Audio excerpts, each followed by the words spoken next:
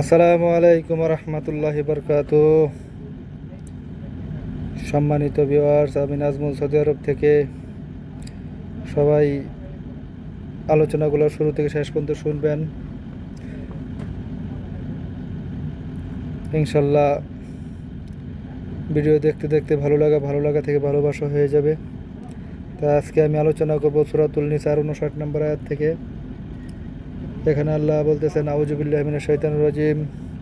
ইয়া আইয়ুহাল্লাযীনা আমানু আতিউল্লাহা ওয়া আতিউর রাসূল ওয়া উলিল আমরি মিনকুম ফাইন তানাজাতুম ফি শাইইন ফারুদ্দুহু ইলাল্লাহি ওয়া রাসূল ইন কুনতুম তুমিনুনা বিল্লাহি ওয়াল ইয়াউমিল আখির যালিকা খায়রু ওয়া আহসানু তাউইলা। এখানে মহান রাব্বুল আলামিন বলতেছেন,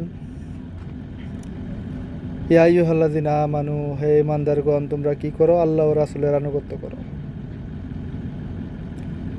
আর উলিল আমরি মিনকুম, যারা তোমাদের আমির রয়েছে, যারা ইসলাম সম্পর্কে জ্ঞান রয়েছে, তাদের কথা মানো।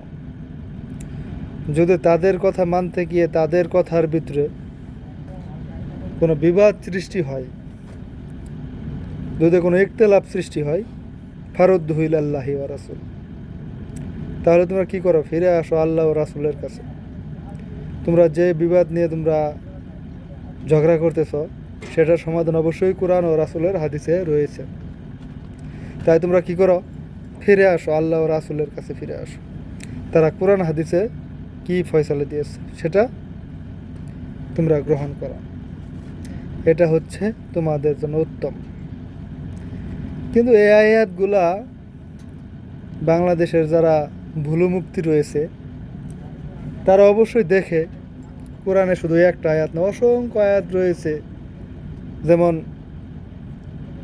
সূরাতুল আল ইমরানের 31 নম্বর আয়াতে বলছেন যে, কুল ইন কুনতুম তুহিব্বুনাল্লাহা ফাত্তাবিউনি ইউহিব্বুকুমুল্লাহু ওয়া ইয়াগফির লাকুম যুনুবাকুম আল্লাহু গফুরুর রহিম। যে তোমরা আল্লাহকে পেতে চাও, তাহলে আমাকে ভালোবাসো, আমাকে অনুসরণ করো। কিন্তু কোরআনের বা হাদিসের কোনো একটা কথাই দেখতে পাবেন না যে আল্লাহ রাসূল ব্যতীত আর কোনো দিন আছে, আর কোনো বেনামে কোনো মাযহাব বা কোনো কিছু, এগুলা যাই কিছু আছে না কিনা, যদি আল্লাহ ও রাসূলের কথার সঙ্গে মিলে যায় আমরা মানতে রাজি আছি। কিন্তু আমরা দলে দলে এইভাবে ফেকরা সৃষ্টি করে ইসলামকে ধ্বংস করে দেওয়ার যে পায়তারা করতেছে একদল লোক, এটা থেকে সাবধান।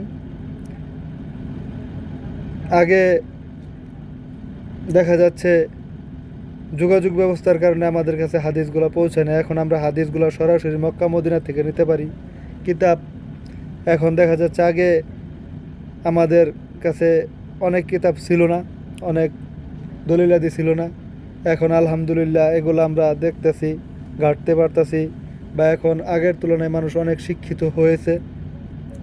তো কাজেই সবার প্রতি আমার আহ্বান, ইসলামে যদি কোরআন আর হাদিস, রাসূল সাল্লাল্লাহু আলাইহি সাল্লাম, এমনকি মহাগ্রন্থ আল কোরআন, এর দুইটার বাইরে ইত্তেবা করার কোনো সুযোগ নাই।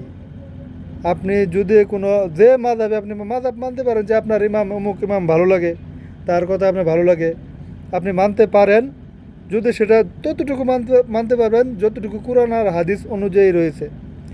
এর বাইরে যদি কোনো বাড়তি কোনো আমল যদি আপনার উপরে চাপিয়ে দেওয়া হয়, বাড়তি কোনো কথা বলা হয়, বাড়তি কিছু আমল রয়েছে, কিছু কথা রয়েছে অনেক মাযহাবের ভিতরে, যেগুলা কোরআন আর হাদিসের বিরোধী। হাদিস তো পরে কোরআন বিরোধী অনেক মানে অনেক কথাবার্তা, এই সমস্ত আলেমরা, অনেক পীর বুজুর্গরা রয়েছে যারা কোরআন বিরোধী অনেক কথা বলে। এগুলা কথা বলতে গেলে অনেক সময়ের ব্যাপার। শুধুমাত্র এই সূরাতুল নিসার 59 নম্বর আয়াতের যে ব্যাখ্যা বিশ্লেষণ রয়েছে, এটা নিয়েই 1 ঘন্টা আলোচনা করলেও শেষ হবে না আল্লাহ রাসূলের আনুগত্য হিসাবে। তাই আমি সকলের কাছে অনুরোধ করব যে আপনারা এই ভণ্ডদের থেকে দূরে থেকে, তারা কোরআনের আয়াত পরে একটা তার বিশ্লেষণ করে অন্যভাবে, তে এগোর থেকে যদি কোনো আমল নিতে চান, তাহলে আপনারা পথভ্রষ্ট হয়ে যাবেন। তা আপনারা যে আলেমই বলুক না কেন আপনি তার কাছে সেই আমলটার দলিল চাবেন। যদি উনি দলিল দিতে পারে তাহলে মনে করবেন যে না তার ভিতরে জ্ঞান আছে। আর যদি দলিল চাইলে যদি এই যে মানে সেনত করে রাগ করে উঠে তাহলে মনে করবেন যে তার ভিতরে কোনো শয়তানি বা কোনো ত্রুটি আছে।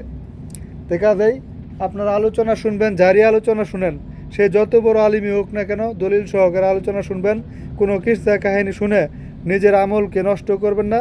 যদি কিরচা কাহিনী যদি মনে করেন 1,24,000 সাহাবে কেরাম ছিল, 1,24,000 নবী রাসূল আছে, তারপরে আল্লাহ এত বড় একটা গ্রন্থ মহাগ্রন্থ আল কোরআন দিয়েছে যার তাফসির শুধু আলহামদুলিল্লাহর তাফসির করতে গেলেই বাংলাদেশের এমন কোনো মুফতি বা পৃথিবীর এমন কোনো মুফতি নাই যে আলহামদুলিল্লাহর পরিপূর্ণ তাফসির করবে।